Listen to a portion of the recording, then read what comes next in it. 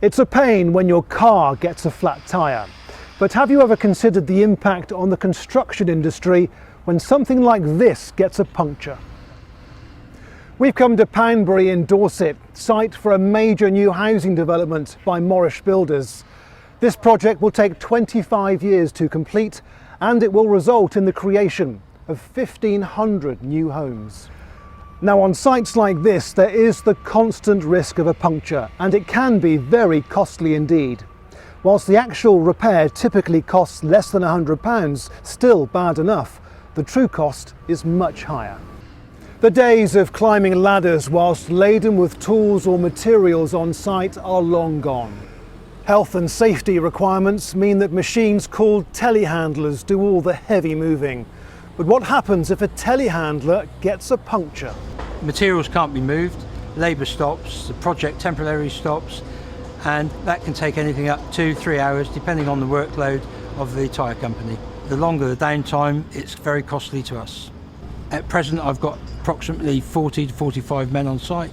If they can't be served through bricks, mortar, depending on obviously the length of the downtime, then they'll just come down the site and move on, either come back tomorrow or could go elsewhere.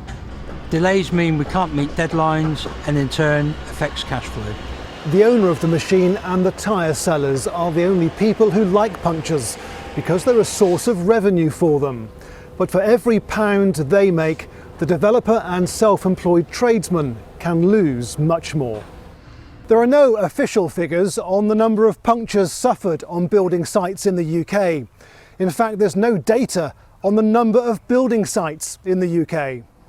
All we know is the total number of houses built and the figures from Poundbury, which we have to assume is typical of sites across the country. So let's do the maths.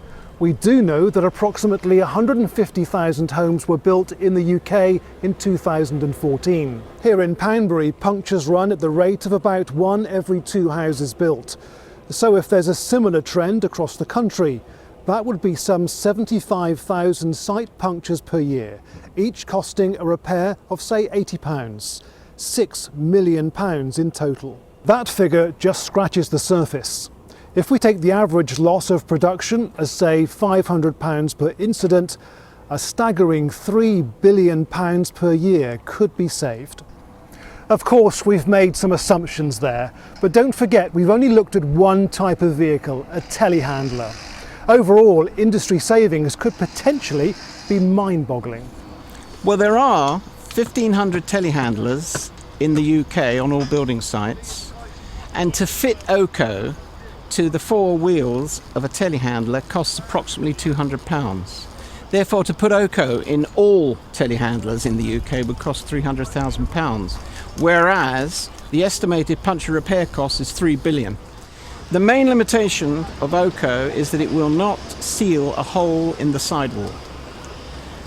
But the product has been tested by major construction companies for, say, a period of 6 weeks on a building site, and it has repaired 95% of their punctures. So you could say that OKO has the power of proven puncture protection. So why wouldn't you fit OKO to your construction vehicles? More to the point, why isn't OKO fitted to all vehicles when they're new?